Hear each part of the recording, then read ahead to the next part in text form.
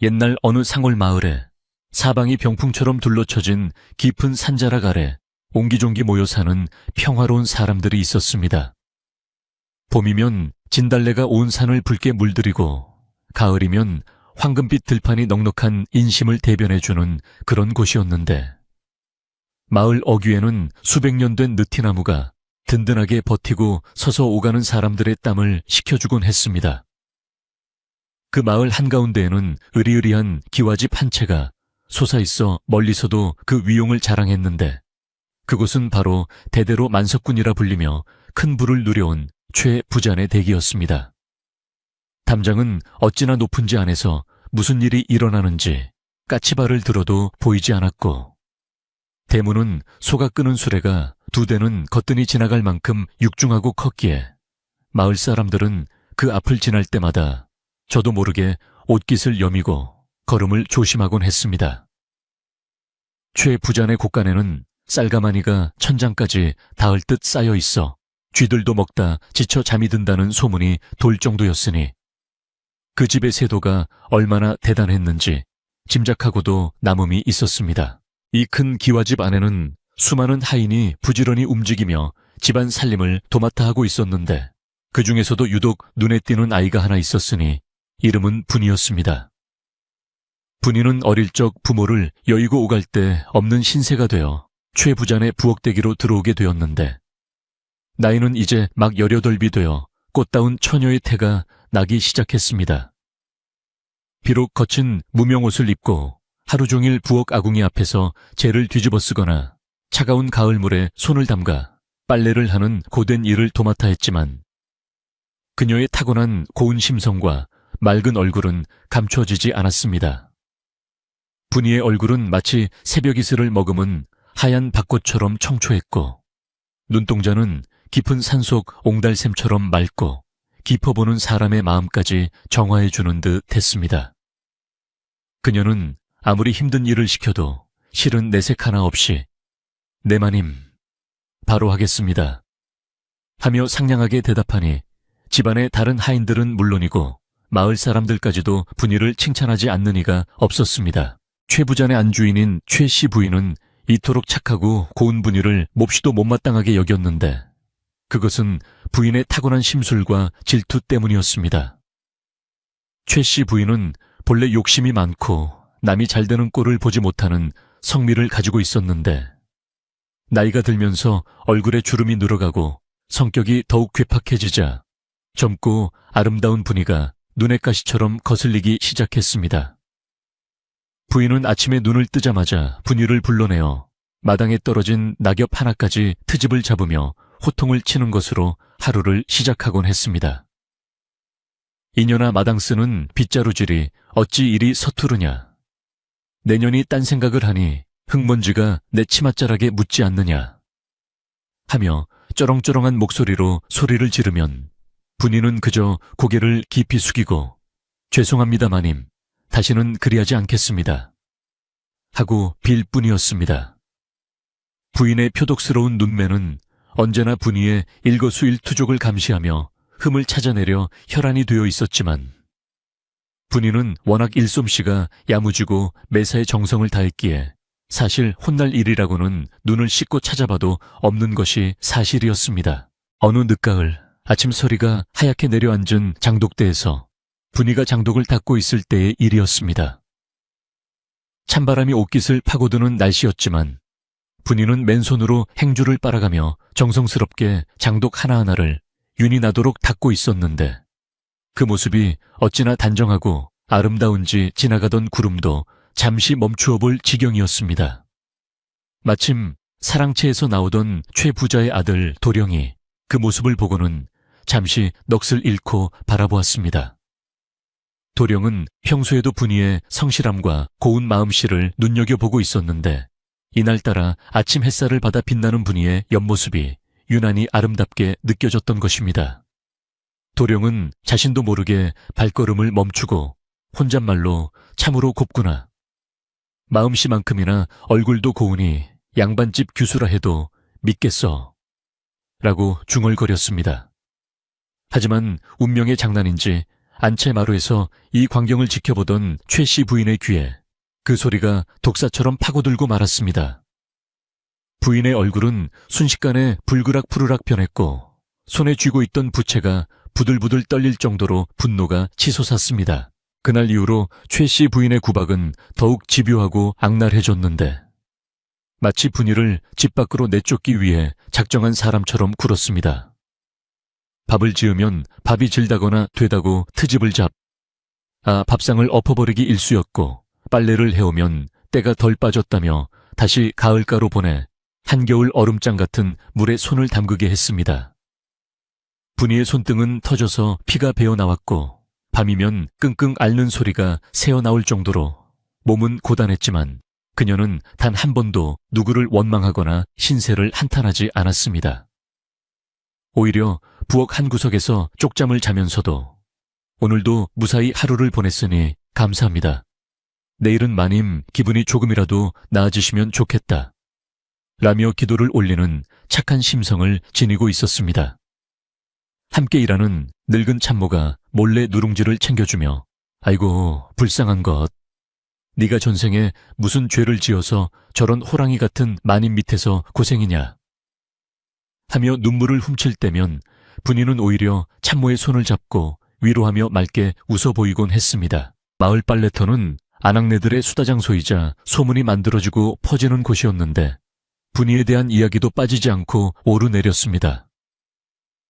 최 부자네 그 어린 식모 말일세 어쩜 그리 솜씨가 좋은지 몰라.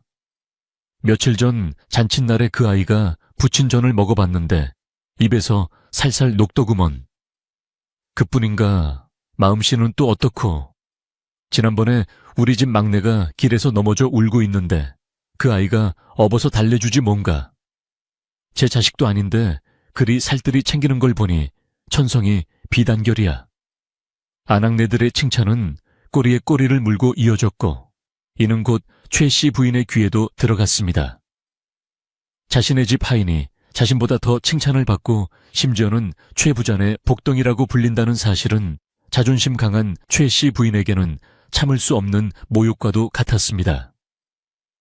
부인은 거울을 들여다보며 자신의 늙어가는 얼굴과 분이의 젊고 생기 넘치는 얼굴을 비교하며 질투의 불길을 태웠고 어떻게든 분이의 길을 꺾어놓고야 말겠다는 삐뚤어진 다짐을 하게 되었습니다. 그러던 어느 날 최 부자네 집에서 제사를 지내게 되어 온 집안이 분주해졌을 때 큰 소동이 일어났습니다.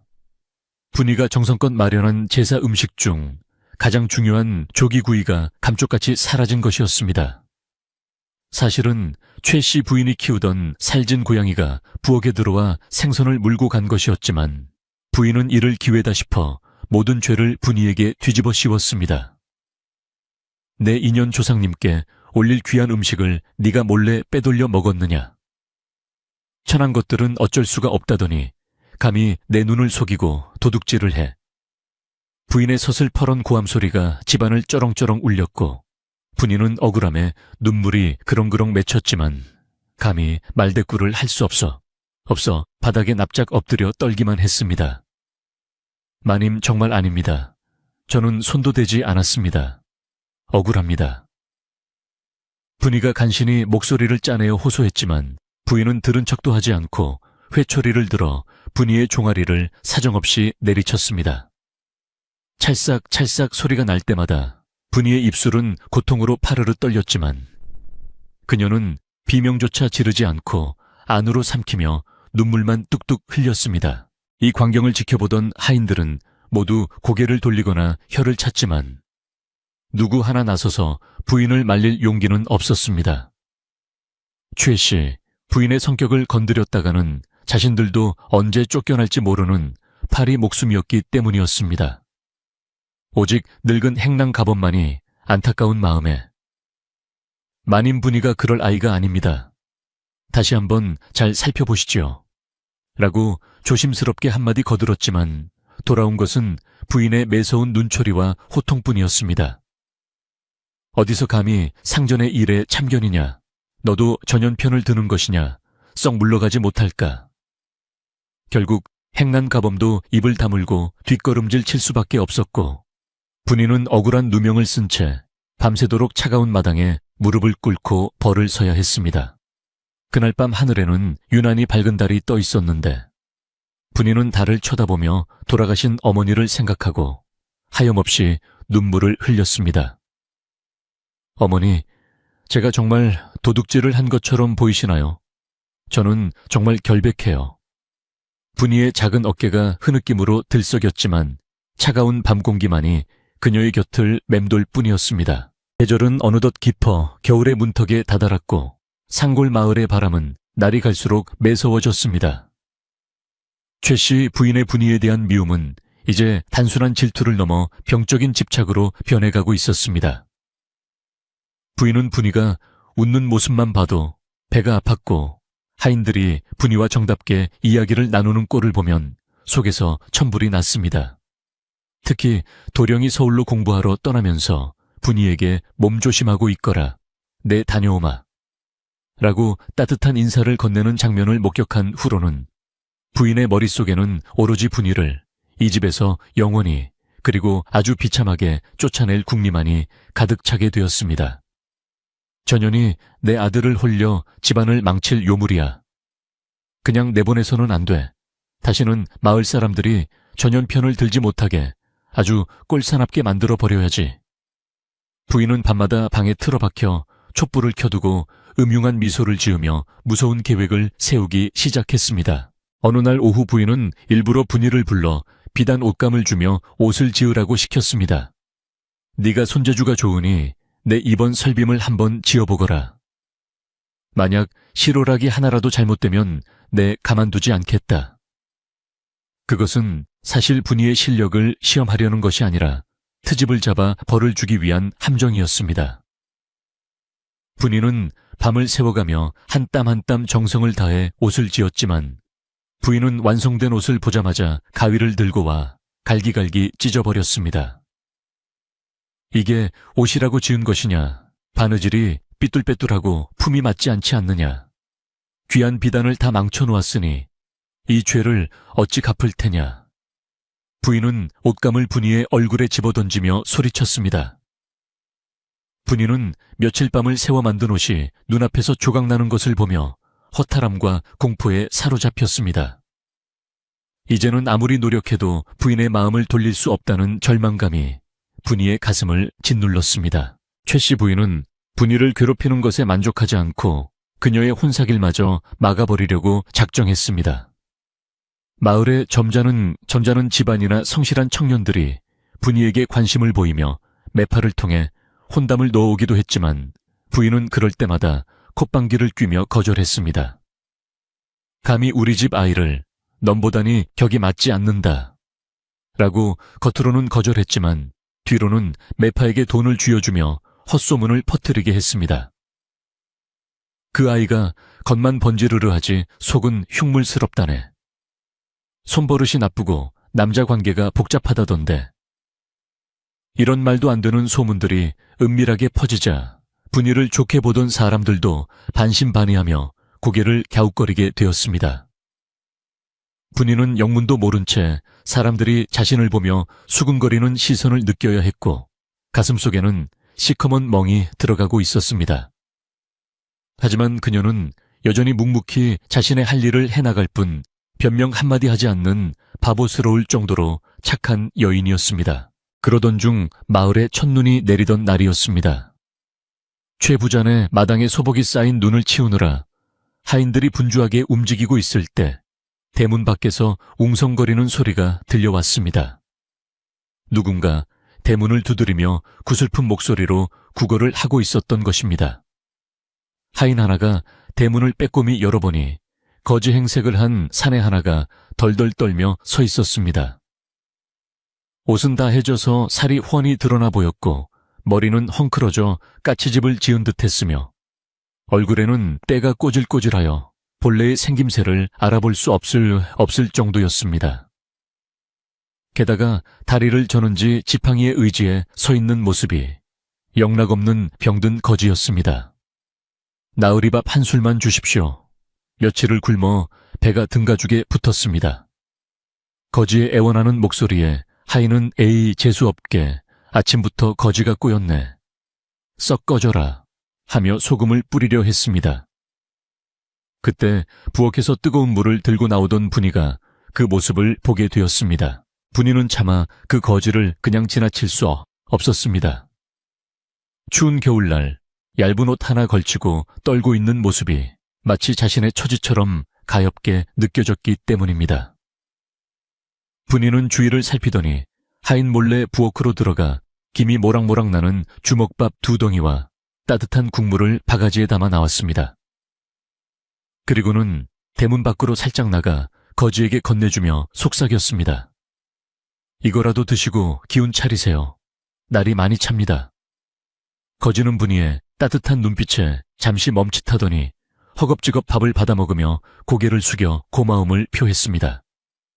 정말 고맙습니다. 이 은혜는 잊지 않겠습니다. 거지의 목소리는 겉모습과 달리 묘하게 힘이 있고 울림이 있었지만 분이는 그저 배고픈 사람을 먹였다는 안도감에 옅은 미소를 지을 뿐이었습니다. 하지만 이 짧은 선행이 분이의 운명을 송두리째 바꿔놓을 거대한 폭풍의 시작이 될 줄은 그 누구도 심지어 분이 자신조차 꿈에도 알지 못했습니다. 마루 끝에서 우연히 이 광경을 지켜보고 있던 최 씨 부인의 입계는 섬뜩한 미소가 번졌습니다. 부인은 무릎을 탁 치며 혼잣말을 중얼거렸습니다. 옳지 저거다. 하늘이 내게 기회를 주는구나. 전연이 거지에게 밥을 주는 꼴을 보니 둘이 아주 잘 어울리는 한 쌍이 아닌가. 내 전연을 저 더러운 거지에게 시집 보내어 내 눈앞에서 영영 치워버려야겠다. 그러면 양반집 아들이니 뭐니 하는 헛소리도 쏙 들어갈 것이고 평생을 거지 밥바라지나 하며 비참하게 살게 될 테지. 부인의 눈은 탐욕과 악의로 번들거렸고 그 즉시 하인들을 불러 모아 거지를 집 안으로 들이라고 명령했습니다. 영문을 모르는 하인들은 의아해했지만 부인의 불호령이 무서워 거지를 사랑채 앞마당으로 끌고 들어왔습니다. 거지는 어리둥절한 표정으로 주위를 두리번거렸고 분이는 갑작스러운 소란에 놀라 부엌 문 뒤로 숨어서 상황을 지켜보았습니다. 최 씨 부인은 대청마루에 높이 앉아 거지를 내려다보며 물었습니다. 네, 이름이 무엇이냐? 그리고 장가는 들었느냐? 거지는 넙죽 절을 하며 대답했습니다. 제 이름은 칠성이라 하옵고 가진 것 없는 천한 몸이라 장가는 꿈도 꾸지 못했습니다. 부인은 칠성이의 남루한 행색을 훑어보며 비릿한 웃음을 흘렸습니다. 그래, 네가 오늘 횡재를 하였구나. 내 너에게 우리 집에서 가장 곱고 일 잘하는 아이를 짝으로 맺어주마. 데리고 나가서 살겠느냐. 이 말에 마당에 모인 하인들은 소스라치게 놀라 웅성거리기 시작했고 숨어서 듣던 분이의 가슴은 철렁 내려앉아 숨조차 쉬기 어려워졌습니다. 마님, 그게 무슨 말씀이십니까? 저런 거지에게 누구를 주신단 말입니까? 행랑가범이 다급하게 물었지만 부인은 눈 하나 깜짝하지 않고 부엌 쪽을 가리키며 소리쳤습니다. 누구긴 누구야. 바로 분이 전연이지 썩 나오지 못할까. 최 씨 부인의 명령은 추상 같았고 그 잔인함에 마당의 공기는 얼어붙은 듯 차가워졌습니다. 분이는 다리에 힘이 풀려 주저앉고 말았지만 곧 하인들에 의해 억지로 끌려나와 마당 한가운데 내동댕이 쳐졌습니다. 칠성이 옆에 나란히 무릎 꿇린 분이는 하얗게 질린 얼굴로 부인을 올려다보며 애원했습니다. 마님, 제발 살려주십시오. 제가 무엇을 잘못했기에 이러십니까? 평생 마님 곁에서 소처럼 일만 하겠습니다. 제발 거지에게 시집 보내는 것만은 거두어 주십시오. 분이의 눈물 어린 호소에도 부인은 눈 하나 까딱하지 않았습니다. 오히려 그 애처로운 모습에 희열을 느끼는 듯했습니다. 잔말 마라 주인인 내가 정해주면 감지덕지할 것이지 어디서 말대꾸냐. 네가 평소에 저 거지에게 밥을 퍼다 나르는 걸 내 다 보았다. 그리도 마음이 쓰이면 아예 데리고 살라는 내 깊은 뜻을 모르겠느냐. 부인의 억지 논리에 분이는 기가 막혀 말문이 막혔고 그저 바닥을 치며 통곡할 수밖에 없었습니다. 마을에는 삽시간에 소문이 퍼져나갔습니다. 최 부잔의 마님이 착한 분이를 거지에게 시집 보낸다는 이야기에 마을 사람들은 혀를 끌끌 차며 안타까워했습니다. 아이고, 저런 날벼락이 있나. 그 고운 아이를 어찌 거지에게. 최 시부인 신보가 고약하다더니 정말 너무하네. 하지만 최 부잔의 위세에 눌려 누구 하나 대놓고 항의하지는 못하고 그저 먼 발치에서 걱정스러운 눈길만 보낼 뿐이었습니다. 분이의 운명은 이제 바람 앞의 등불처럼 위태로웠고 최 씨 부인의 악독한 계획은 일사천리로 진행되었습니다. 해가 뉘엿뉘엿 넘어가고 어둠이 깔리기 시작하는 최 부잔의 마당에는 스산한 바람만이 윙윙 불어대며 앞으로 닥칠 비극을 예고하고 있었습니다. 과연 분이는 이 기가 막힌 운명을 어떻게 받아들일 것이며 거지 칠성이의 정체는 무엇일지. 깊어가는 겨울밤처럼 이야기는 점점 더 흥미진진한 국면으로 접어들고 있었습니다. 최 씨 부인의 서슬 퍼런 명령이 떨어진 그날 밤, 최 부잔의 집안은 마치 초상집처럼 무거운 침묵에 휩싸였습니다. 하인들은 삼삼오오 모여 수군대면서도 혹여나 마님의 귀에 들어갈까 두려워 숨조차 크게 쉬지 못했고 부엌 한 구석에서는 분이가 쪼그려 앉아 소리 없는 눈물을 흘리고 있었습니다. 평생을 남을 위해 헌신하며 살아온 대가가 고작 거지에게 팔려가는 것이라니 분이의 가슴은 천 갈래 만 갈래 찢어지는 듯 했습니다. 하지만 그녀는 자신의 처지를 비관하여 스스로 목숨을 끊거나 도망칠 생각은 하지 못했는데 그것은 그녀가 가진 천성적인 순종함과 더불어 만약 자신이 도망친다면 남아있는 동료 하인들이 당할 모진 고초를 너무나 잘 알고 있었기 때문이었습니다. 분이는 그저 붉어진 눈시울을 옷소매로 훔치며 다가올 운명을 묵묵히 받아들일 준비를 하고 있었습니다. 날이 밝자마자 최 씨 부인은 기다렸다는 듯이 혼례 준비를 서둘렀는데 그것은 축복받는 결혼식이 아니라 분이를 조롱하고 망신 주기 위한 잔인한 연극에 불과했습니다. 부인은 하인들에게 지시하여 마당에 멍석을 깔게 하고 제사 지내고 남은 식은 음식, 찌꺼기들을 모아 상을 차리게 했습니다. 오늘 우리 집에서 대단한 경사가 났으니 동네방네 소문을 내어 구경꾼들을 불러 모으거라. 내 큰 인심을 써서 거지 사위를 맞는 꼴을 만천에 보여주어야겠다. 부인의 목소리에는 악의가 뚝뚝 묻어났고 그 모습을 보는 하인들은 분노가 치밀었지만 감히 나서지 못하고 주먹만 꽉 쥐었습니다. 분이는 낡고 색이 바랜 무명 저고리와 치마를 입고 나왔는데 족두리 대신 지프로 엮은 또아리를 머리에 얹어 그 모습이 처량하기 그지없었습니다. 이때 부엌에서 오랫동안 일해온 늙은 참모가 더 이상 참지 못하고 최 씨 부인의 방으로 뛰어 들어갔습니다. 참모는 이 집안의 산전수전을 다 겪으며 최 부자의 어머니 때부터 일해온 터줏대감 같은 존재였습니다. 그녀는 부인 앞에 넙죽 엎드려 바짓가랑이를 붙잡고 애원했습니다. 마님, 제발 고정하십시오. 아무리 미우셔도 이건 아닙니다. 분이가 지난 10년간 이 집을 위해 쏟은 정성이 얼마인데 어찌 짐승만도 못한 다혈을 하십니까?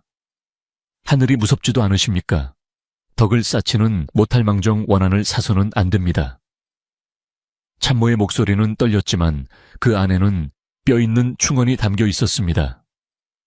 그녀는 눈물을 흘리며 부인의 마음을 돌리려 애썼습니다. 그러나 최 씨 부인은 참모의 간곡한 부탁을 듣기는커녕 오히려 불같이 화를 내며 참모의 어깨를 발로 걷어찼습니다. 이 늙은 것이 노망이 났나? 감히 어디서 훈계 지르냐? 너도 전연꼴이 나고 싶어서 환장을 했구나. 내 집안일은 내가 알아서 한다. 쥐뿔도 없는 것들이 하늘 타령은 무슨 내 돈과 권세가 곧 하늘이다. 부인의 도끼서린 눈빛에 참모는 할 말을 잃고 바닥에 주저앉아 통곡할 수밖에 없었습니다. 부인은 참모를 끌어내라고 소리쳤고 힘없는 늙은 하인은 짐짝처럼 질질 끌려 나가며 마당의 분위를 바라보고 하염없이 눈물만 흘렸습니다. 이제 분위를 지켜줄 사람은 아무도 없었고 잔인한 혼례식은 예정대로 진행될 수밖에 없었습니다. 마당에는 소문을 듣고 몰려든 마을 사람들로 북적거렸는데 그들의 표정은 하나같이 근심과 안타까움으로 가득 차 있었습니다. 담장 너머로 고개를 내민 아낙네들은 혀를 차며 수군거렸습니다.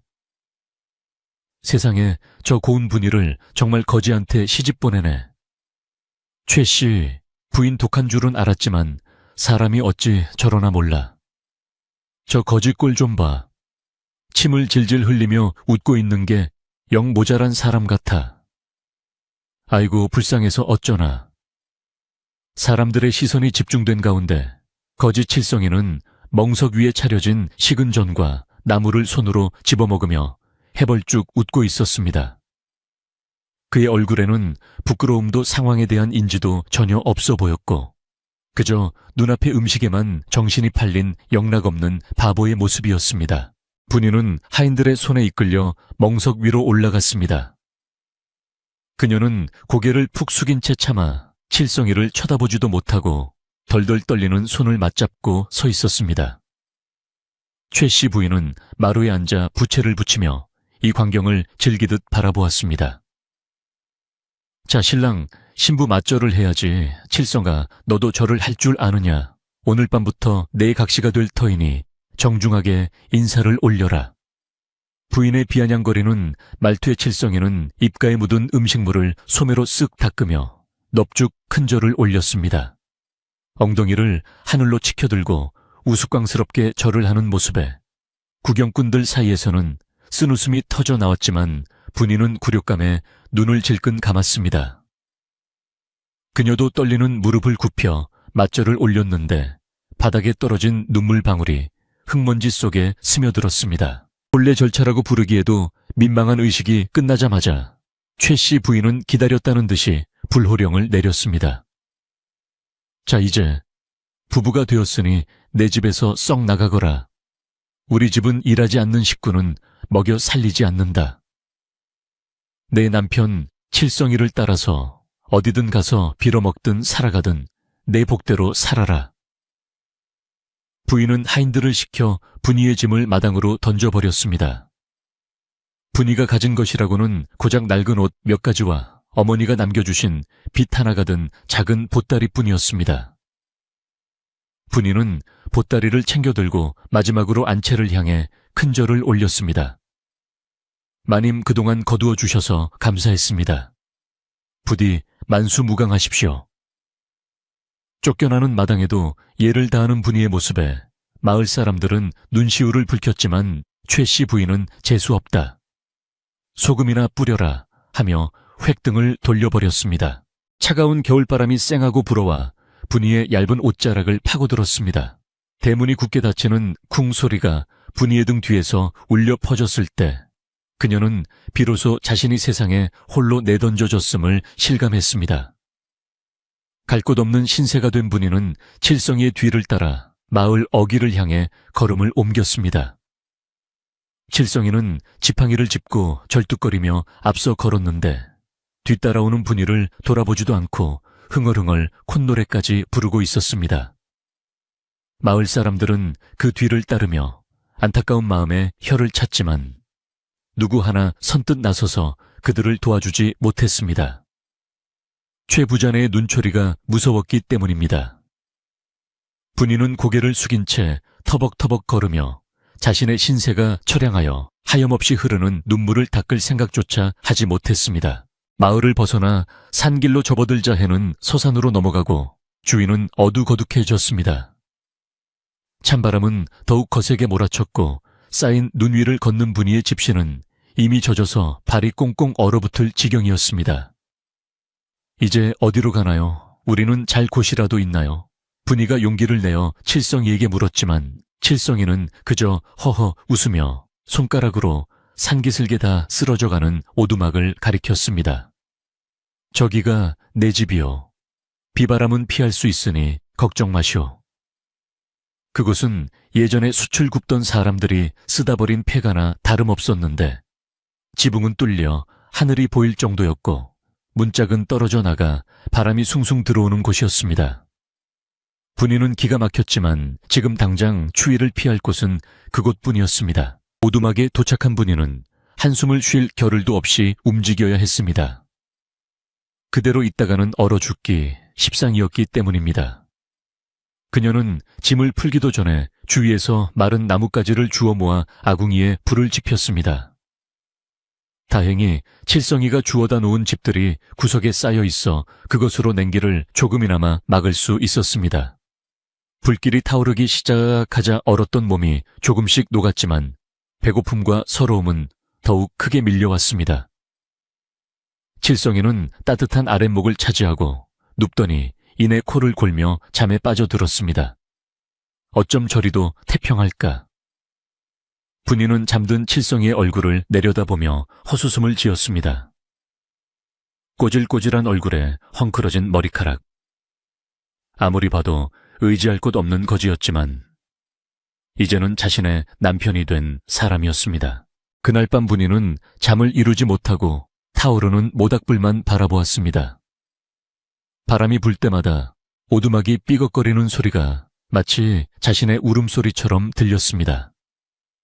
그런데 한참을 뒤척이던 분이는 이상한 느낌에 고개를 들었습니다.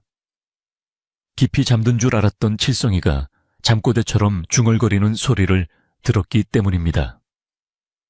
백성이 굶주리는데 탐관 오리들은 배가 터지는구나.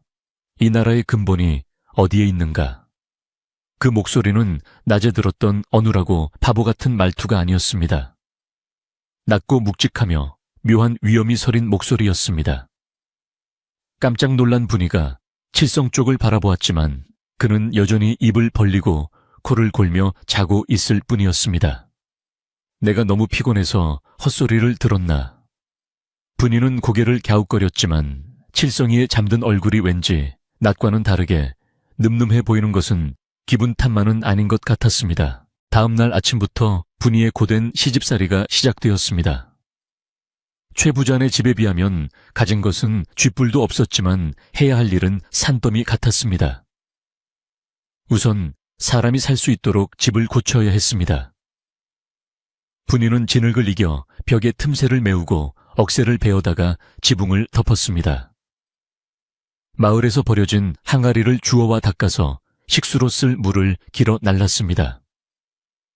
칠성이는 낮에는 해가 중천에 뜰 때까지 늘어지게 자다가 일어나면 동네를 어슬렁거리며 밥을 얻어먹으러 나갔습니다. 부인 내 다녀오리다. 만난 거라도 얻으면 가져다 주겠소. 칠성이는 실실 웃으며 집을 나섰고 분이는 그런 남편의 뒷모습을 보며 한숨을 쉬면서도 조심해서 다녀오세요 라고 배웅했습니다. 비록 거지 남편이지만 하늘이 맺어준 인연이라 생각하고 섬기기로 마음먹었기 때문입니다. 마을 사람들은 분이가 며칠 못 버티고 도망갈 것이라 생각했지만 예상은 보기 좋게 빗나갔습니다. 며칠이 지나자 쓰러져 가던 오두막은 제법 사람 사는 집골을 갖추기 시작했습니다. 마당은 깨끗하게 비질이 되어 있었고 찢어진 창호지 문도 말끔하게 수리되어 있었습니다. 분이는 산에서 나무를 캐고 도토리를 주워 묵을 쑤어 끼니를 해결했습니다.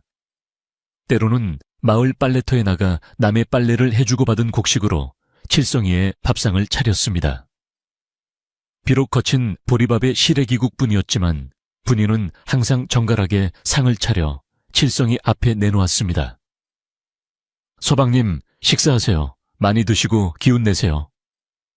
분이의 지극정성에 칠성도 밥을 먹을 때만큼은 장난기를 거두고 묵묵히 그릇을 비웠습니다. 한편 최 씨 부인은 분이가 비참하게 살고 있다는 소식을 기다렸지만 들려오는 소문은 자신의 기대와는 달랐습니다. 그 집 색시가 어찌나 살림을 잘하는지 그 다 쓰러져가는 오두막이 번듯해졌다네. 거지 남편도 색시를 잘 만나서 얼굴에 윤기가 흐른다더군. 사람들의 입방아는 최 씨 부인의 심기를 건드렸습니다. 뭐라, 그년이 아직도 도망가지 않고 살고 있다고, 게다가 집구석을 고쳐서 살만하게 만들었다고. 부인은 자신의 저주가 통하지 않은 것에 분통을 터뜨렸습니다. 그녀는 하인을 시켜 염탐을 하게 했는데 돌아온 하인의 보고는 더욱 기가 막혔습니다. 마님 분이가 글쎄 남편 발을 씻겨주고 있더랍니다. 두 내외가 오순도순 사는 모습이 보기에 아니 꼴 사납더군요.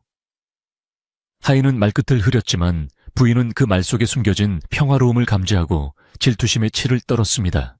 그렇게 겨울이 깊어가던 어느 날 밤 부인은 바느질거리가 없어 멍하니 달을 쳐다보고 있었습니다. 그때 칠성이가 불쑥 말을 걸어왔습니다. 부인 심심하면 내 옛날 이야기나 하나 해줄까? 부인은 깜짝 놀라 칠성이를 쳐다보았습니다. 평소에는 밥 달라는 소리 아니면 실없는 소리만 하던 그였기에 의아했습니다. 무슨 이야기요? 부인이가 묻자 칠성이는 눈을 반짝이며 입을 열었습니다. 옛날에 아주 훌륭한 정승이 살았는데 그가 암행어사가 되어 전국을 떠돌며 탐관 어리를 혼내주는 이야기지.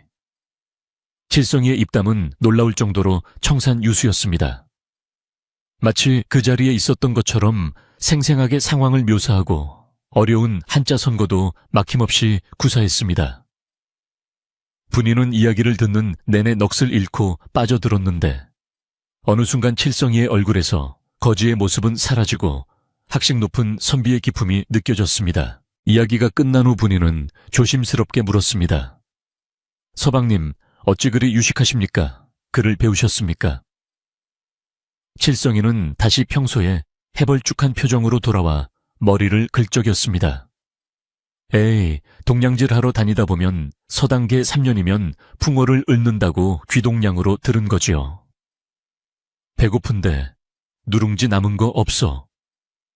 칠성이는 능청스럽게 말을 돌리며 자리에 누웠지만 분이의 의심은 더욱 깊어졌습니다. 귀동냥으로 들었다기엔 이치에 너무나 밝고 막힘이 없다. 분명 무언가 숨기는 게 있어. 분이는 잠든 남편의 옷매무새를 고쳐주며 그의 품속에 언뜻 비치는 낡은 주머니를 보았습니다. 그 주머니에는 칠성이가 목숨처럼 아끼며 절대 보여주지 않는 물건이 들어있었습니다. 며칠 뒤 분이가 땔감을 구하러 산에 갔다가 돌아오는 길이었습니다. 멀리서 집 쪽을 바라보는데 낯선 사내 두 명이 오두막 주위를 서성이는 것이 보였습니다. 그들은 평범한 마을 사람 같지 않았고 건장한 체격에 날카로운 눈매를 가지고 있었습니다. 분이가 놀라서 숨을 죽이고 지켜보는데 칠성이가 오두막에서 나오더니 그들과 무언가 은밀하게 대화를 나누는 것이었습니다.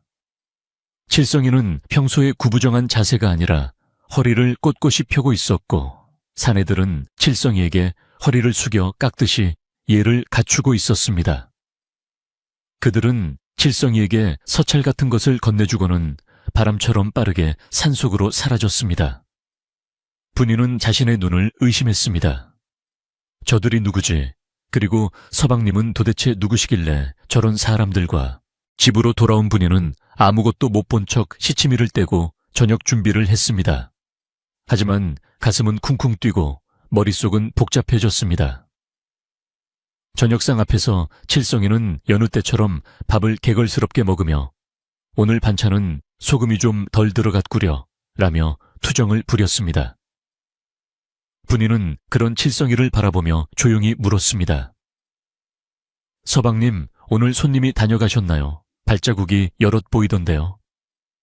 칠성이의 숟가락질이 순간 멈칫했습니다. 아주 찰나의 순간이었지만 그의 눈빛이 매섭게 빛났다가 다시 풀어졌습니다. 아, 동네 똥개들이 먹을 걸 찾으러 왔길래 쫓아냈지. 손님은 무슨 손님? 칠성이는 대수롭지 않게 넘겼지만 분이는 그 거짓말을 믿지 않았습니다. 이제 그녀는 확신할 수 있었습니다. 자신의 남편은 평범한 거지가 아니라는 것을. 그리고 곧 이 작은 오두막이 아니 이 마을 전체에 거대한 폭풍이 몰아칠 것임을 예감했습니다. 그 무렵 최 부자네 집 사랑채에서는 최 씨 부인이 마을의 이장을 불러 호통을 치고 있었습니다. 그 거지 부부를 당장 마을에서 쫓아내시오. 우리 마을 물을 흐리고 미관을 해치는데 어찌 가만히 둔단 말이오. 이장은 난처한 표정으로 머리를 조아렸습니다. 하오나 마님, 그들이 죄를 지은 것도 아니고 엄연히 마을 주민인데 억지로 쫓아낼 명분이 없습니다. 최 씨 부인은 찻잔을 집어 던지며 소리쳤습니다. 명분 내가 싫다면 싫은 것이지. 무슨 말이 많소. 핑계를 만들어서라도 내쫓으시오. 안 그러면 자네가 이장 자리를 내놓아야 할 것이야. 부인의 협박에 이장은 어쩔 수 없이 고개를 끄덕이며 물러나야 했습니다.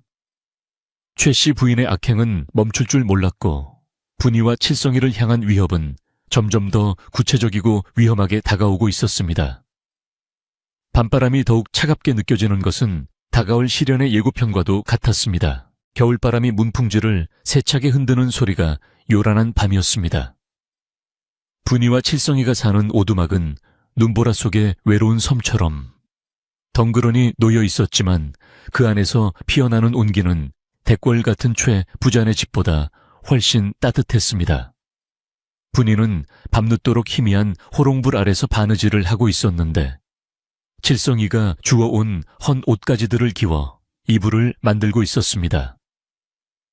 그녀의 손마디는 거친 일로 인해 투박해졌고 곳곳에 동상이 걸려 붉게 부어올랐지만 남편을 위해 따뜻한 잠자리를 마련하려는 정성에는 변함이 없었습니다.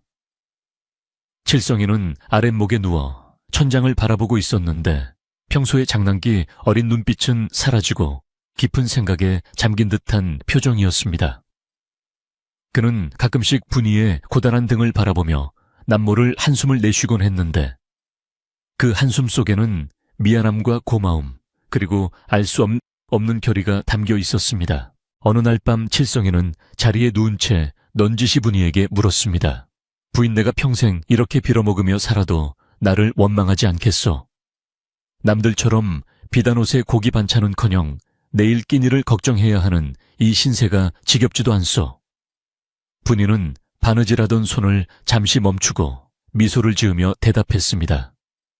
서방님, 비단 옷을 입고도 마음이 춥다면 무슨 소용이겠습니까? 거친 밥이라도 마음 편히 먹고 서로 아껴주는 이가 곁에 있다면 그것이 바로 행복이지요.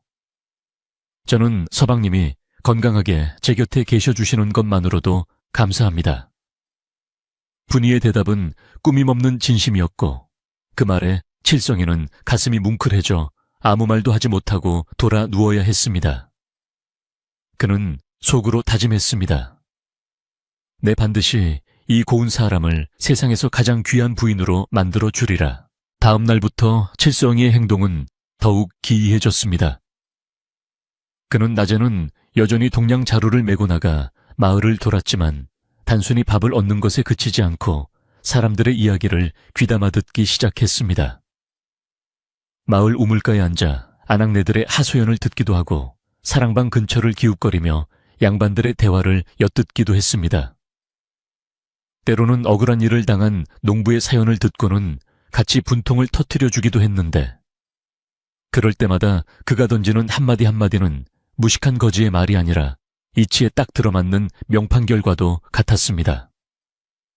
사람들은 저 거지가 미친 척하더니 가끔은 신들린 소리를 하네 하며 수군거렸지만 칠성이는 아랑곳하지 않고 자신의 행보를 이어갔습니다. 그의 동양 자루 속에는 밥뿐만 아니라 마을 사람들의 눈물과 한숨이 차곡차곡 쌓여가고 있었던 것입니다. 그러던 중 칠성이가 며칠 동안 집을 비우는 일이 생겼습니다. 먼 마을에 장이 서서 거기 가면 얻어먹을 게 많다더군. 며칠 다녀올 테니 문단속 잘하고 있으시오. 칠성이는 그렇게 말하고 표표히 떠났지만 분이는 왠지 그가 단순히 밥을 얻으러 가는 것이 아님을 직감했습니다. 남편이 떠난 빈자리는 컸지만 분이는 불안함을 떨치기 위해 더욱 부지런히 몸을 움직였습니다. 그녀는 겨우내 땔감을 모으고 봄이 오면 심을 씨앗을 갈무리하며 묵묵히 집을 지켰습니다. 밤이면 홀로 빈방에 앉아 남편의 무사 귀환을 비는 정화수를 떠놓고 기도를 올렸습니다. 비바람이 몰아쳐도 서방님이 가시는 길은 평탄하게 해주시고 험한 꼴 보지 않고 무사히 돌아오게 해주십시오. 분이의 지극정성은 하늘도 감동시킬 만큼 간절했습니다. 사흘 뒤 늦은 밤 칠성이가 돌아왔을 때 그의 모습은 여느 때보다 더욱 지쳐 보였습니다. 하지만 그의 눈빛만은 형형하게 빛나고 있었는데 마치 사냥감을 앞둔 매의 눈과 같았습니다. 그는 품속에서 꼬깃꼬깃해진 종이 뭉치를 꺼내어 호롱불에 태워버리며 깊은 숨을 내쉬었습니다. 분이가 놀라서 물으려 했지만 칠성이는 검지손가락을 입에 대며 조용히 하라는 신호를 보냈습니다. 부인, 아무것도 묻지 마시오. 때가 되면 다 알게 될 것이오. 다만 곧 큰 바람이 불어닥칠 것이니 마음 단단히 먹고 있어야 하오. 그의 목소리는 낮고 엄숙해서 분이는 등골이 오싹해지는 것을 느꼈습니다. 도대체 남편은 어디를 다녀왔으며 무엇을 태운 것일까? 의무는 꼬리에 꼬리를 물었지만 분이는 남편을 믿고 침묵을 지키기로 했습니다. 한편 최 부장의 안방에서는 최 씨 부인의 분노가 극에 달해 있었습니다. 그녀는 분이가 거지 남편과 함께 굶어 죽거나 도망갔으리라 생각했지만 오히려 마을 사람들 사이에서 거지 부부가 금슬이 좋아 깨가 쏟아진다더라. 분이 내조 덕에 칠성이가 사람 구실을 한다더라 하는 소문이 들려오자 참을 수가 없었던 것입니다. 자신의 저주가 빗나간 것도 모자라 자신이 쫓아낸 하인이 보란 듯이 잘 살고 있다는 사실은 그녀의 자존심을 긁어놓았습니다. 게다가 최근 마을에 도는 흉흉한 소문, 즉 암행어사가 근처 고을에 출두했다는 소식까지 겹쳐 심기가 몹시 불편하던 차였습니다. 인연이 감히 나를 능멸해 내 눈에 흙이 들어가기 전에는 전연히 행복한 꼴은 못 본다. 부인은 이를 갈며 마지막 카드를 꺼내 들었습니다. 최 씨 부인은 집안의 집사들을 불러 모으고 명령했습니다. 당장 관에 가서 사또에게 내 말을 전해라. 우리 집 뒷산 아래 그 오두막터가 본래 우리 조상님 묘자리로 쓸 땅인데 거지들이 무단으로 점거하고 있어 불길하다고 말이다. 당장 그 흉물스러운 집을 부숴버리고 그것들을 마을 밖으로 내쫓아달라고 청을 넣어라. 그것은 새빨간 거짓말이었습니다. 그 땅은 주인이 없는 버려진 땅이었고 최 부자의 땅과는 거리가 멀었습니다. 하지만 돈과 권세로 사또와 결탁해온 최 씨 부인에게 사실 여부는 중요하지 않았습니다. 그녀는 뇌물로 쓸 비단과 엽전 꾸러미를 챙겨 집사편에 들려보냈습니다. 이번에야말로 그년의 뿌리를 뽑아버리겠다. 내 집 근처에서 얼씬도 못하게 만들어주마. 부인의 눈에는 탐욕과 악독함이 이글거렸습니다. 뇌물을 받은 고을 사또는 최 씨 부인의 청을 거절할 리 없었습니다. 그는 즉시 포졸들과 왈패들을 불러 모아 명령을 내렸습니다. 최 부자 댁에 신성한 땅을 더럽히는 무리가 있다 하니 당장 가서 그 오두막을 철거하고 거지들을 쫓아내라. 만약 반항하면 곤장을 쳐서라도 다스려라. 사또의 명령을 받은 포졸들은 몽둥이와 밧줄을 챙겨들고 위풍당당하게 마을로 향했습니다. 그들의 뒤에는 최 씨 부인이 보낸 건장한 하인들도 쇠스랑과 낫을 들고 따르고 있었습니다. 마을 사람들은 험악한 분위기에 놀라 길을 비켜주면서도 분인의 집에 닥칠 재앙을 예감하고 발을 동동 구를 수밖에 없었습니다. 아이고, 저 날벼락을 어쩌나. 불쌍한 분이 이제 정말 죽게 생겼네. 그 시각 칠성이는 마당에서 낫을 갈고 있었고 분이는 부엌에서 점심을 짓고 있었습니다. 갑자기 멀리서 들려오는 웅성거림과 고함 소리에 칠성이의 손길이 멈췄습니다. 그는 예리하게 날이 선 낫을 내려놓고 대문 밖을 응시했습니다. 뽀얀 먼지를 일으키며 몰려오는 무리들을 본 칠성이의 입계에는 차가운 미소가 스쳤습니다. 드디어 올 것이 왔군. 그는 나직이 중얼거리며 자리에서 일어났습니다. 분이도 심상치 않은 소리에 놀라 부엌에서 뛰쳐나왔습니다. 서방님, 저게 무슨 소리입니까? 사람들이 왜 저리 몰려옵니까? 분이의 얼굴은 공포로 하얗게 질려 있었지만 칠성이는 태연하게 그녀의 어깨를 감싸 안았습니다. 부인 겁먹지 마시오. 내가 잊지 않소. 오늘 재미있는 구경을 하게 될 테니 내 뒤에 꼭 붙어 있으시오. 포졸들과 최 씨 부인의 하인들이 오두막 앞마당에 들이닥치자 좁은 마당은 순식간에 아수라장이 되었습니다. 선두에 선 포졸 대장이 몽둥이를 휘두르며 소리쳤습니다. 내 이놈들 남의 땅에 허락도 없이 집을 짓고 살다니 가니 배 밖으로 나왔구나. 사또의 명이다.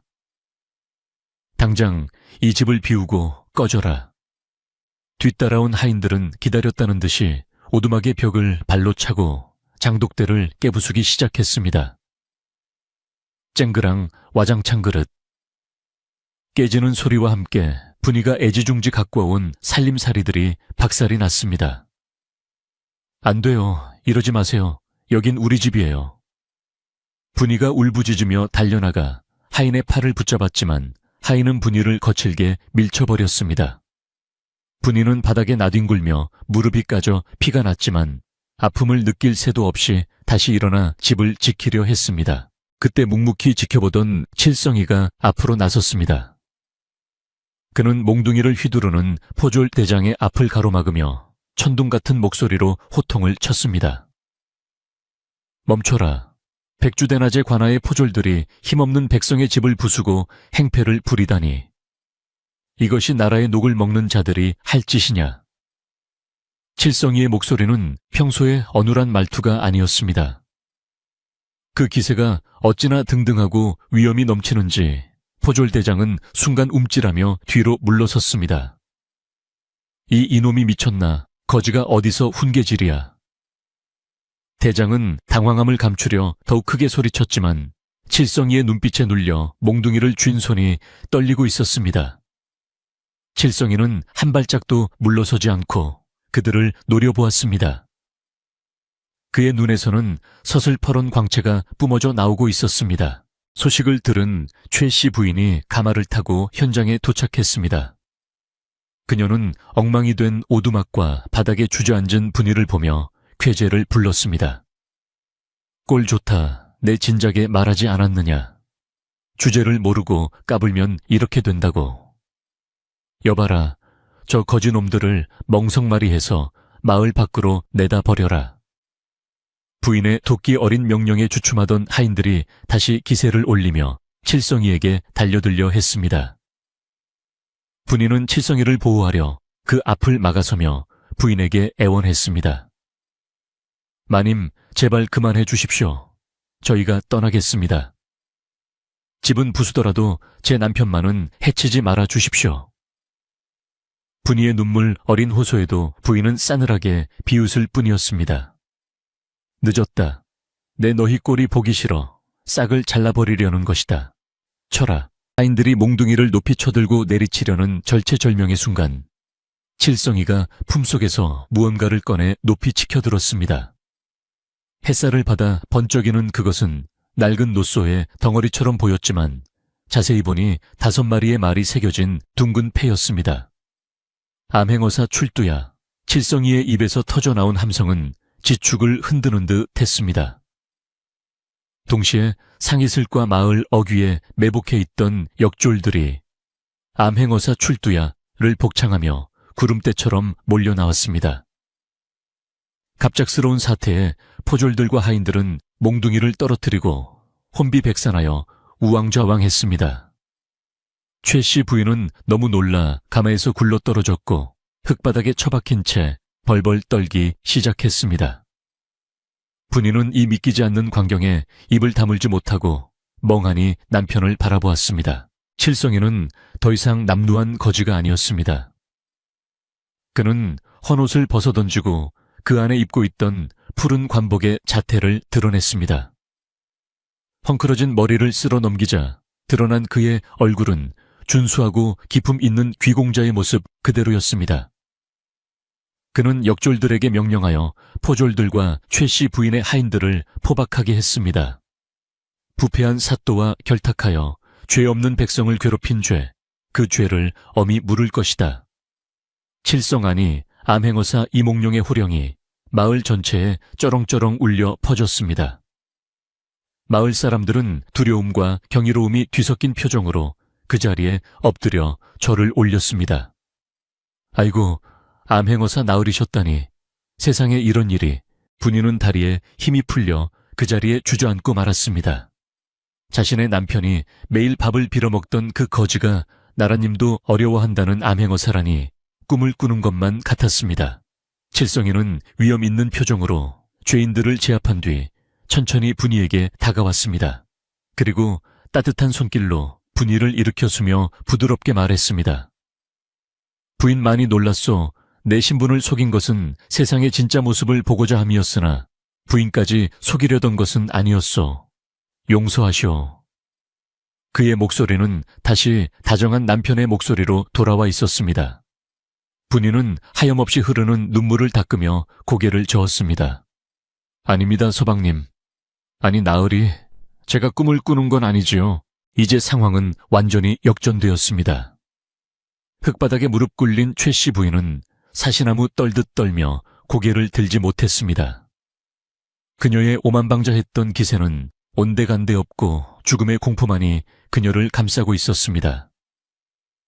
어사또 나으리 죽을 죄를 지었습니다. 한 번만 살려주십시오. 최 씨 부인은 바닥에 머리를 찌으며 목숨을 구걸했습니다. 그녀의 곁에는 뇌물을 받고 횡포를 부리던 포졸 대장과 하인들이 줄줄이 굴비처럼 엮여 있었습니다. 칠성이는 그들을 싸늘하게 내려다보며 말했습니다. 너희들의 죄는 관하로 가서 낱낱이 밝힐 것이다. 하지만 그 전에 너희가 짓밟은 이 사람들의 마음을 어떻게 보상할 것인가? 마을 사람들은 담장 너머로 혹은 대문 틈으로 이 통쾌한 장면을 지켜보며 가슴속에 체증이 내려가는 듯한 시원함을 느꼈습니다. 평소 최 씨 부인의 행패에 시달리던 사람들은 저마다 손뼉을 치며 환호하고 싶었지만 어사또의 위험 앞에 숨을 죽이고 지켜볼 뿐이었습니다. 분이는 멍하니 서 있는 자신을 감싸 안아주는 남편의 품에서 비로소 안도감을 느끼며 진한 설움이 눈 녹듯 사라지는 것을 느꼈습니다. 하지만 이것이 끝이 아니었습니다. 진정한 심판과 그동안 쌓인 원한을 푸는 과정이 아직 남아있었기 때문입니다. 오두막 마당에서 펼쳐진 이 극적인 반전은 곧 마을 전체 아니온 고을을 뒤흔들 거대한 사건의 시작에 불과했습니다. 암행어사의 출두를 알리는 우렁찬 소리가 산골 마을의 정적을 깨뜨리고 그 울림이 메아리가 되어 온 산천을 뒤흔들 때 마당에 있던 모든 사람의 숨소리마저 멈춘 듯 했습니다. 마치 시간이 정지한 것처럼 몽둥이를 치켜들었던 하인들은 석상처럼 굳어버렸고 기세등등하던 포졸들의 얼굴에서는 핏기가 완전히 빠져나가 흙빛으로 변해 있었습니다. 그 혼란의 한가운데서 오직 칠성아니 암행어사 이몽룡만이 푸른 관복자락을 바람에 날리며 태산처럼 우뚝 서 있었는데 그 모습은 마치 구름을 뚫고 내려온 천신과도 같아 감히 범접할 수 없는 위험을 뿜어내고 있었습니다. 분이는 자신의 눈앞에서 벌어지는 이 기적같은 광경을 믿을 수 없다는 듯 떨리는 손으로 입을 가린 채 멍하니 서방님을 바라볼 뿐이었습니다. 이몽룡은 서슬퍼런 눈빛으로 마당을 한번 휘둘러 보더니 엎드려 떨고 있는 포졸 대장을 향해 엄숙한 목소리로 꾸짖었습니다. 너희는 백성의 생명과 재산을 보호해야 할 관아의 포졸로서 어찌 사사로운 뇌물에 눈이 멀어 죄 없는 양민을 핍박하는 앞잡이 노릇을 하느냐. 내 놈들이 들고 있는 그 몽둥이는 도둑을 잡으라고 나라에서 쥐어준 것이지 힘없는 아낙네와 병든 자를 때려잡으라고 준 것이 아니다. 그의 호통소리는 가을 서리보다 차갑고 천둥보다 무거워 듣는 이들의 가슴을 서늘하게 만들었습니다. 포졸대장은 입이 10개라도 할 말이 없어 그저 죽을 죄를 지었습니다. 나으리. 한 번만 살려주십시오. 하고 이마가 깨지도록 바닥에 머리를 찌으며 읍수할 뿐이었습니다. 그때 흙바닥에 주저앉아 사시나무 떨듯 떨고 있던 최 씨 부인이 눈물과 콧물로 범벅이 된 얼굴을 들고 애원하기 시작했습니다. 어사또 나으리 저는 정말 몰랐습니다. 저 거지가, 아니 나으리께서 암행어사이신 줄 꿈에도 몰랐습니다. 제가 잠시 귀신에 홀렸나 봅니다. 제발 이 늙은이의 목숨만은 살려주십시오. 제가 가진 재산을 다 내놓아서라도 죄를 씻겠습니다. 평소에 오만하고 독살스럽던 기세는 온데간데 없고 비굴하게 목숨을 구걸하는 꼴이 참으로 가관이었습니다. 그녀는 자신이 그토록 무시하고 짓밟으려 했던 사람이 자신의 생사여탈권을 쥐고 있다는 사실에 공포를 느끼며 바짓가랑이라도 잡을 기세로 기어왔습니다. 이몽룡은 차가운 눈으로 최 씨 부인을 내려다보며 그녀의 비굴한 변명에 콧방귀를 뀌었습니다. 네가 몰랐다고, 내가 암행어사인 줄 몰랐다면 힘없고 가난한 백성을 함부로 대해도 된다는 말이냐. 네가 가진 권세와 재물은 하늘이 잠시 맡겨준 것에 불과하거늘 그것을 믿고 온갖 악행을 일삼았으니 그 죄가 하늘에 닿았다.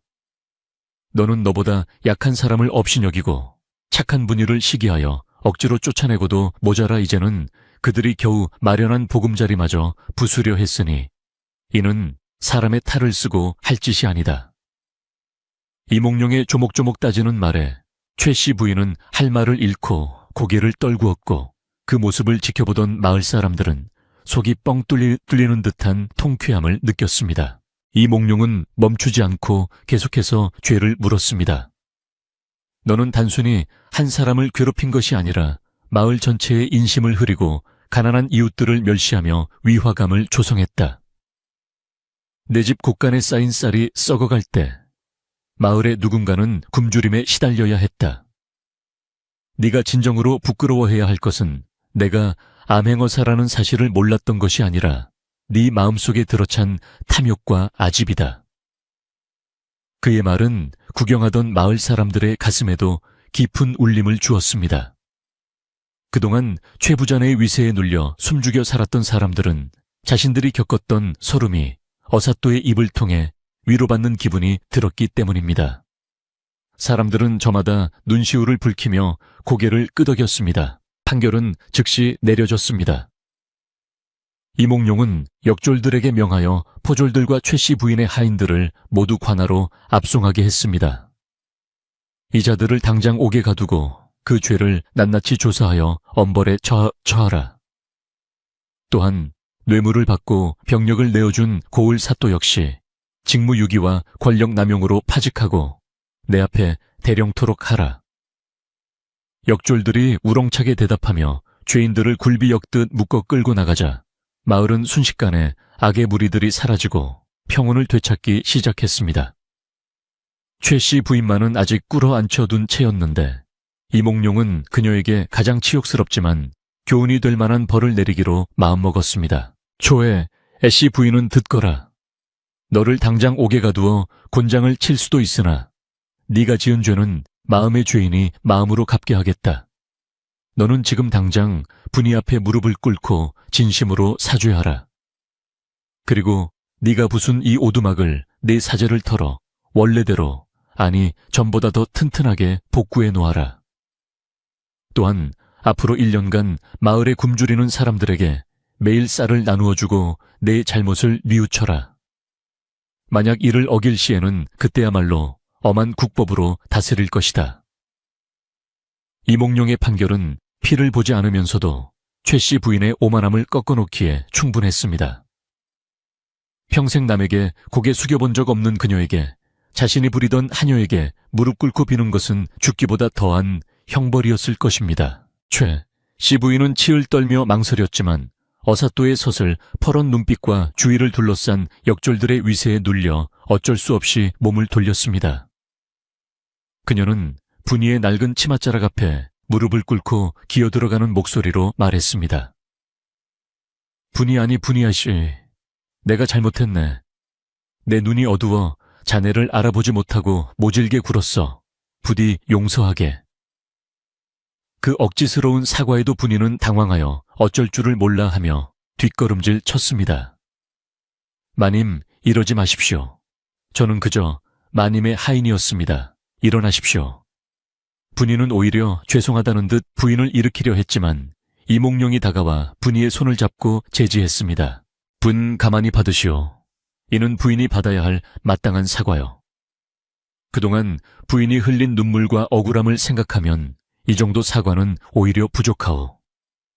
저 여인이 진정으로 고개를 숙임으로써 이 마을에 정의가 살아있음을 보여주는 것이오. 이몽룡의 단호한 말에 분이는 더 이상 피하지 않고 떨고 있는 최 씨 부인을 내려다보았습니다. 그리고 조용하지만 단단한 목소리로 말했습니다. 마님, 저는 마님을 미워하지 않겠습니다. 미움은 또 다른 미움을 낳을 뿐이니까요. 하지만 다시는 힘없는 사람들에게 함부로 대하지 말아 주십시오. 그것이 제가 바라는 유일한 것입니다. 분이의 관대한 용서에 구경하던 마을 사람들 사이에서는 탄성이 터져 나왔습니다. 모든 상황이 정리되고 최 씨 부인이 하인들의 부축을 받아 비틀거리며 돌아간 뒤 이몽룡은 비로소 관복의 흉배를 어루만지며 부드러운 표정으로 분이를 바라보았습니다. 부인, 내 정체를 속여 많이 놀랐을 것이오. 하지만 나는 부인의 참된 마음을 보고 싶었소. 가난하고 병든 거지에게도 따뜻한 밥을 내어주는 그 고운 심성 억울한 일을 당해도 남을 원망하지 않는 그 맑은 영혼 말이오. 부인은 내가 찾던 세상에서 가장 귀한 보석이오. 그는 분이의 거친 손을 자신의 두 손으로 감싸주며 따뜻하게 말했습니다. 그 손길에서 전해지는 온기의 분이는 그동안 참아왔던 긴장이 풀리며 다리에 힘이 빠지는 것을 느꼈습니다. 분이는 눈물이 그렁그렁한 눈으로 남편을 올려다보며 물었습니다. 그럼 이제 떠나시는 겁니까? 어사 또 나으리가 되셨으니 저 같은 천한 여인은 잊으시고 한양으로 가시는 건가요? 분이의 목소리에는 두려움이 섞여 있었습니다. 신분 차이가 하늘과 땅처럼 벌어졌으니 당연히 버림받을 것이라 생각한 것입니다. 하지만 이몽룡은 너털 웃음을 터뜨리며 고개를 저었습니다. 무슨 섭섭한 말씀을, 조강지처를 버리면 천벌을 받는 법이오. 나는 부인을 한양으로 데려가 내 정실 부인으로 맞이할 것이오. 이제부터는 밥 걱정, 옷 걱정 없이 내 곁에서 편안히 지내게 해주겠소. 부인이 끓여주는 시래기국 맛을 평생 보고 싶은데 거절하진 않으시겠지. 이제야 분이의 얼굴에 환한 미소가 번졌고 마을 사람들은 와 하고 함성을 지르며 두 사람에게 달려왔습니다. 그동안 멀리서 지켜보기만 했던 이웃들이 이제는 거리낌 없이 다가와 분이의 손을 잡고 등을 두드려 주었습니다. 아이고 분이야, 아니 어사또 마님 정말 잘 됐네. 잘 됐어. 우리가 그동안 나서지 못해서 얼마나 미안했는지 몰라. 그래 자네가 복을 받은 게야. 하늘이 자네의 착한 마음을 알고 이런 귀한 서방님을 점지해 주신 거지. 사람들은 앞다투어 축하의 말을 건네며 자신들의 비겁했던 지난날을 사과하고 기쁨을 함께 나누려 했습니다. 마을 전체가 순식간에 잔칫집 분위기로 바뀌었습니다. 마을 사람들은 누가 먼저랄 것도 없이 팔을 걷어붙이고 나섰습니다. 최 씨 부인의 하인들이 엉망으로 만들어 놓은 오두막을 치우기 시작한 것입니다. 자, 이 깨진 장독은 내가 치울 테니 자네는 무너진 울타리를 좀 세우게. 내가 집에 가서 국밥이라도 좀 말아오겠네. 어사 또 나으리가 시장하시겠어. 마을 장정들은 뚝딱뚝딱 부서진 문짝을 고치고 아낙네들은 빗자루를 들고 마당을 쓸었습니다. 한때는 외면했던 그들이었지만 이제는 분인의 일을 자기 일처럼 여기며 정성을 쏟았습니다. 이몽룡은 그 모습을 흐뭇하게 바라보며 이것이야말로 자신이 진정으로 보고 싶었던 백성들의 화합된 모습이라 생각했습니다. 해가 뉘엿뉘엿 넘어가고 서산의 붉은 노을이 걸릴 무렵 오두막은 다시 말끔한 모습을 되찾았습니다. 비록 화려한 기와집은 아니었지만 사람들의 정이 묻어나는 세상에서 가장 따뜻한 집이 되어 있었습니다. 마당에는 마을 사람들이 가져온 음식으로 조촐하지만 풍성한 잔치상이 차려졌습니다. 갓 지은 하얀 쌀밥과 김이 모락모락 나는 고깃국 각종 나물과 전들이 상을 가득 채웠습니다. 이몽룡은 윗목에 앉아 마을 사람들과 술잔을 기울였고 분이는 아낙네들 틈에 섞여 웃음꽃을 피웠습니다. 신분의 벽이 허물어지고 모두가 하나 되어 어우러지는 밤이었습니다. 술이 한 순배 돌고 분위기가 무르익자 마을의 촌장이 이몽룡에게 조심스럽게 물었습니다. 나으리 앞으로 이 마을은 어찌 되는 것입니까? 최 부자네의 횡포가 사라지면 저희도 좀 살기 편해지겠습니까? 이몽룡은 술잔을 내려놓고 진지한 표정으로 답했습니다. 물론이요. 내 고을 사또를 새로 임명하고 최 부자네가 불법으로 빼앗은 논밭을 모두 원래 주인에게 돌려주도록 조치하겠소. 또한 마을에 억울한 일이 없도록 감찰을 강화할 것이니 여러분도 서로 돕고 의지하며 살기 좋은 마을을 만들어 주시오. 촌장과 마을 사람들은 그 말에 감격하여 눈물을 흘리며 만세를 불렀습니다. 암행어사 만세, 이몽룡, 나으리 만세. 그날 밤 달은 유난히 밝고 둥그렇게 떠올라 마을을 비추었습니다.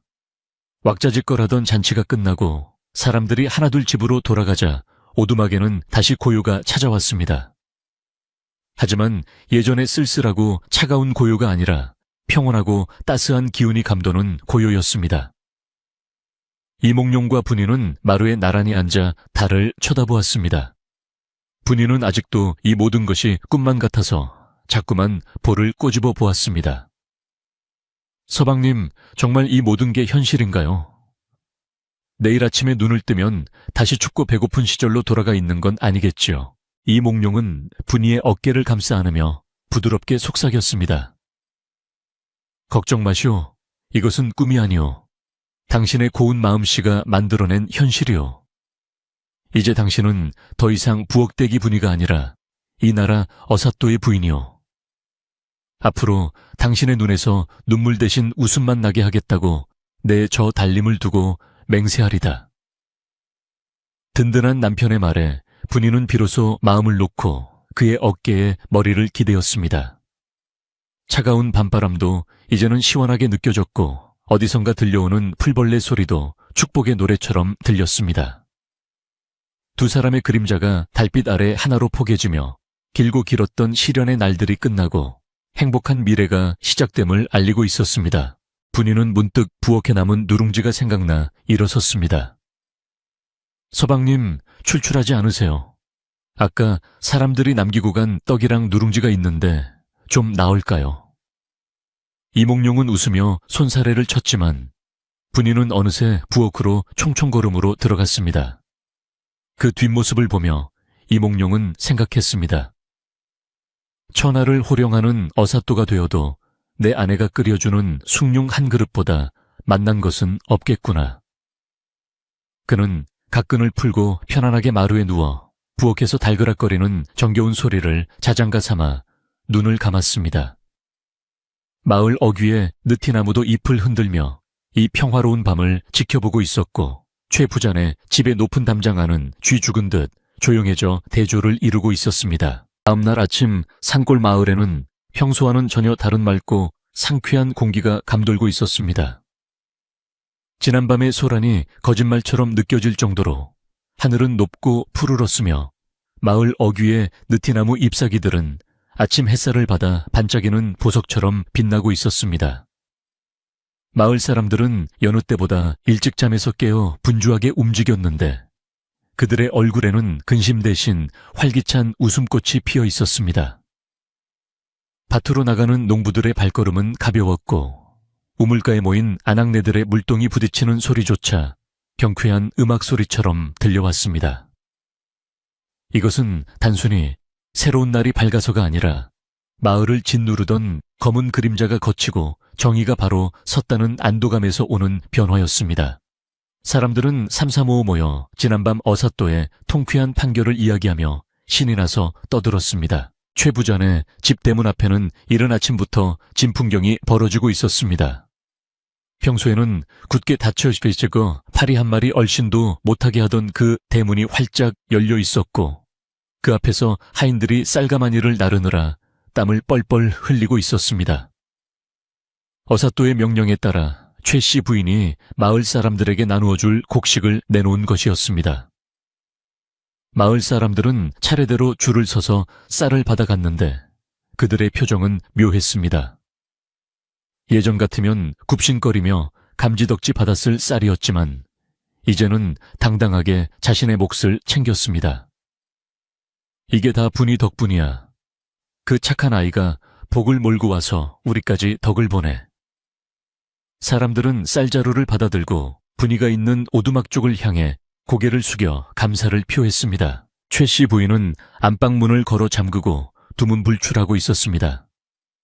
그녀는 창호지 문 틈으로 쌀이 줄어드는 것을 지켜보며 가슴을 쳤지만 감히 밖에 나가 회방을 놓을 용기는 없었습니다. 곡간이 비어가는 것보다 더 견디기 힘든 것은 땅에 떨어진 자신의 위신이었습니다. 평생을 호령하며 살았던 그녀가 하루아침에 마을 사람들의 비웃음거리가 되고 자신이 부리던 하녀에게 무릎을 꿇었다는 사실은 뼈에 사무치는 치욕이었습니다. 하지만 한편으로는 어사또의 서슬 퍼런 경고가 귓가에 맴돌아 혹시라도 딴 마음을 먹었다가는 정말로 큰일이 날까 두려워 숨죽여 있을 수밖에 없었습니다. 그녀는 거울 속에 비친 자신의 초라한 늙은 얼굴을 들여다보며 탐욕이 가져온 허망한 결과를 뼈저리게 느끼고 있었습니다. 그 시각 분이와 이 몽룡이 머무는 오두막은 떠날 채비로 분주했습니다. 분이는 자신이 쓰던 낡은 세간들을 정리하고 있었는데 손에 잡히는 물건 하나하나에 지난 시절의 애환이 서려 있어 쉽게 놓을 수가 없었습니다. 깨진 바가지 몽당비 기워 입던 옷가지들. 비록 남루한 물건들이었지만 가장 힘들 때 자신을 지켜준 소중한 친구들이었습니다. 이몽룡은 그런 분이의 마음을 헤아리고 조용히 곁에 다가와 어깨를 감싸주었습니다. 부인 아쉬워하지 마시오. 이 물건들은 이곳에 두고 갑시다. 이 오두막은 그대로 보존하여 갈 곳 없는 나그네나 어려운 이웃들이 쉬어갈 수 있는 쉼터로 만들 것이오. 부인의 손길이 닿은 물건들이 그들에게도 따뜻한 위로가 될 것이오. 남편의 깊은 뜻을 알게 된 분이는 고개를 끄덕이며 눈물을 훔쳤습니다. 네, 서방님. 그리하겠습니다. 이 집이 누군가에게 비바람을 피할 지붕이 되어준다면 저도 기쁘겠습니다. 분이는 마지막으로 부엌 아궁이를 어루만지며 작별 인사를 건넸습니다. 고마웠어. 추운 겨울밤 네가 있어 따뜻하게 잘 수 있었어. 그녀의 순수한 마음에 감동한 듯 아궁이의 꺼진 자의 위로 아침 햇살이 따스하게 내려앉았습니다. 분이는 작은 보따리 하나만을 챙겨들고 방문을 나섰습니다. 그 보따리 안에는 돌아가신 어머니의 유품인 빗과 칠성이 처음 자신에게 선물해준 산에서 꺾은 들꽃을 말려 만든 꽃갈피가 들어있었습니다. 부귀영화를 누리러 가는 길이지만 그녀가 챙긴 것은 오직 추억과 사랑뿐이었습니다. 마을 어귀에는 분이와 어사또를 배웅하기 위해 온 동네 사람들이 구름대처럼 몰려나와 있었습니다.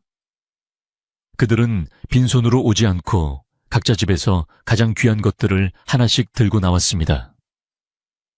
갓 낳은 따뜻한 달걀 정성스레 말린 곶감 밤새 짠 참기름 한 병. 비록 값비싼 물건은 아니었지만 그 어떤 보물보다 값진 마음이 담긴 선물들이었습니다. 늙은 참모는 분이의 두 손을 꼭 잡고 놓지 못하며 울먹였습니다. 아가 부디 가서 행복하게 살아라. 네가 고생한 만큼 복을 받는 것이니 이제 눈물 흘리지 말고 웃으면서 살아. 한양 가더라도 우리 잊지 말고. 분이는 참모를 끌어안고 함께 눈물을 흘렸습니다. 할머니 건강하세요. 제가 꼭 다시 찾아뵐게요. 할머니가 주신 누룽지 맛은 평생 잊지 못할 거예요. 이 몽룡은 마을 사람들에게 정중하게 허리 굽혀 인사했습니다. 여러분, 그동안 제 아내를 아껴주시고 보살펴주셔서 감사합니다. 비록 제가 관직에 있어 한양으로 떠나지만 이 마을과 여러분의 따뜻한 마음은 결코 잊지 않겠습니다. 고을 사또에게 당부하여 세금을 감면하고 구휼미를 풀도록 조치해 두었으니 앞으로는 조금 더 살림이 나아질 것입니다. 사람들은 어사또의 말에 환호하며 박수를 보냈습니다. 나으리 정말 감사합니다. 부디 만수무강하십시오. 마을 사람들은 자신들의 마을에서 암행어사가 나왔다는 사실에 큰 자부심을 느끼며 떠나는 두 사람의 앞길을 진심으로 축복해 주었습니다. 드디어 떠날 시간이 되자 관에서 보낸 화려한 가마와 말들이 도착했습니다. 네 사람이 매는 화려한 가마는 분이가 평생 한 번도 타보지 못한 것이었습니다. 분이가 주저하며 타기를 망설이자 이몽룡이 부드럽게 웃으며 손을 내밀었습니다. 타시오 부인, 오늘부터는 이 가마가 부인의 발이 되어줄 것이오. 당당하게 허리를 펴고 앉으시오. 부인은 그럴 자격이 충분하오. 분이는 떨리는 마음으로 신발을 벗고 가마에 올랐습니다. 가마꾼들이 가마를 들어 올리자 시야가 높아졌고 마을 풍경이 한눈에 들어왔습니다. 가마의 창을 통해 보이는 익숙한 얼굴들이 손을 흔들고 있었고 분이도 손을 내밀어 그들에게 화답했습니다. 행렬이 마을을 빠져나갈 때 최 부잔의 집담장 너머로 누군가 지켜보는 시선이 느껴졌습니다. 최 씨 부인이었습니다. 그녀는 대문 밖으로 나오지는 못하고 담벼락 뒤에 숨어 떠나는 행렬을 훔쳐보고 있었습니다. 화려한 감에 탄 분이의 모습은 마치 고귀한 왕비처럼 보였고 앞서 말을 타고 가는 이몽룡의 모습은 늠름한 장군 같았습니다. 최 씨 부인은 그 눈부신 광경에 눈이 부셔 고개를 돌리고 말았습니다. 내가 사람을 잘못 보았구나. 겉모습만 보고 천하다 구박했더니 진짜 귀한 사람이 내 집안에 있었던 것을. 뒤늦은 후회가 밀려왔지만 이미 버스는 떠난 뒤였습니다. 그녀는 담장을 붙잡고 주저앉아 자신의 어리석음을 탓하며 긴 한숨을 내쉬었습니다. 행렬은 고개를 넘어 한양으로 향하는 큰 길로 접어들었습니다. 산골 마을이 점차 멀어지며 작은 점으로 변해갔지만 분이는 자꾸만 뒤를 돌아보았습니다. 자신의 어린 시절과 슬픔, 그리고 기적 같은 사랑이 깃든 그곳을 영원히 잊을 수 없을 것 같았습니다. 이몽룡은 말 위에서 그런 분이를 살피며 다정하게 말을 건넸습니다. 부인 고향이 그리우면 언제든 다시 오자고 하겠소. 이제 세상 어디든 부인이 가고 싶은 곳은 다 갈 수 있소. 그의 말은 빈말이 아니었습니다. 그는 분이가 원한다면 하늘의 별이라도 따다 줄 기세였으니까요. 분이는 눈물을 거두고 환하게 미소 지으며 앞을 바라보았습니다. 이제 그녀 앞에는 눈물 없는 새로운 세상이 펼쳐져 있었습니다. 한양에 도착한 후 분이의 삶은 완전히 달라졌습니다. 으리으리한 기와집에 수십 명의 하인을 거느린 정경 부인이 되었지만 분이는 결코 거만해지거나 사치에 빠지지 않았습니다. 그녀는 늘 검소한 옷차림을 했고 하인들을 가족처럼 따뜻하게 대했습니다. 나도 예전에는 너희와 같은 처지였단다. 힘들면 언제든 말하렴. 분이는 하인들의 고충을 누구보다 잘 이해했기에 집안일이 힘들지 않도록 살피고 아픈 하인이 있으면 직접 약을 다려주기도 했습니다. 그런 분이의 덕망은 한양 바닥에 소문이 자자하게 퍼졌고 사람들은 이몽룡을 부러워하며 어사또가 인물은 물론이고 마음씨 고운 부인을 얻어 집안을 일으켰다라고 칭송했습니다. 이몽룡 역시 조정에서 청렴결백한 관리로 이름을 떨쳤습니다. 그는 탐관오리들을 엄벌하고 백성들의 삶을 살피는데 온 힘을 쏟았는데 그럴 때마다 분이의 조언이 큰 힘이 되었습니다. 서방님, 법도 중요하지만 배고픈 사람에게는 밥 한 끼가 법보다 더 절실합니다.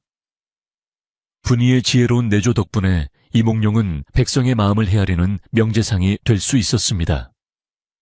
두 사람은 슬의 자녀를 여럿 두었는데 아이들에게도 항상 겸손과 나눔을 가르쳤습니다. 너희가 입고 있는 비단 옷은 백성들의 땀으로 만들어진 것이다. 항상 감사한 마음을 잊지 말거라.